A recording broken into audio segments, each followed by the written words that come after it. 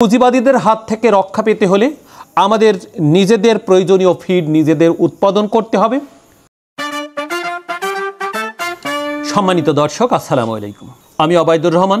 বিভিন্ন সময় কৃষিকাজের বিভিন্ন রকম যন্ত্রপাতি দেখাবার চেষ্টা করি।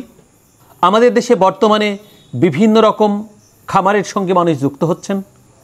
প্রত্যেকটি খামারের জন্যই ফিড অত্যন্ত প্রয়োজন। এটা যদি ক্রয় করি তাহলে আমাদের অনেক ব্যয় হয়। সেই কারণেই আমাদের দেশে যারা খামারি তারা সেইভাবে স্বাবলম্বী হতে পারছে না। তাদের কষ্টার্জিত শ্রমের যে অর্থ সম্পূর্ণটাই চলে যাচ্ছে পুঁজিবাদীদের হাতে।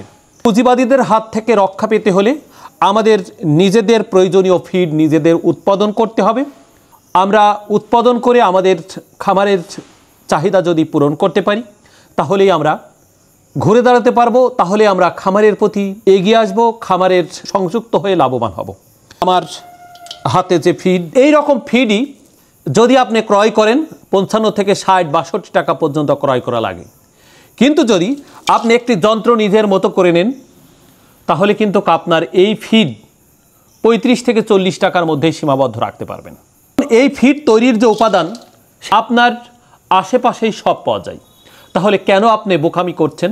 আপনার কষ্টার্জিত অর্থ, আপনার ঘাম ঝরানো অর্থ পুঁজিবাদীদের হাতে কেন দিচ্ছেন? আমি মনে করি যদি আপনি একটু সচেতন হন, একটু চালাক চতুর হন, তাহলেই আপনি ঘুরে দাঁড়াতে সক্ষম হবেন। এই ফিডটা কত সুন্দর হয়েছে তা আপনারা স্বচক্ষে দেখতেই পাচ্ছেন। কিন্তু এই ফিড তৈরি করার মতো সহজ যে একটি মেশিন, এই মেশিনটির মাধ্যমে প্রতি ঘন্টায় 250 থেকে 300 কেজি পর্যন্ত আপনি ফিড তৈরি করতে পারবেন।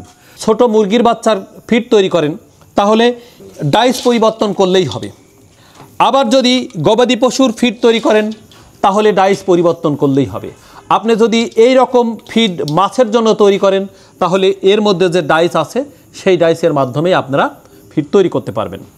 যদি আপনি জেনে বুঝে শুনে ফিড মিল গ্রহণ করেন তাহলে আমি মনে করি আপনার প্রতিষ্ঠানে সহজেই লাভ করা সম্ভব। আমার হাতে দেখতে পাচ্ছেন দুটো ফিডের যে ডাইস, এই ডাইস দুটো তো আছেই, এর মধ্যে আরেকটি ডাইস আছে, অর্থাৎ 3টা ডাইস আপনি পাবেন।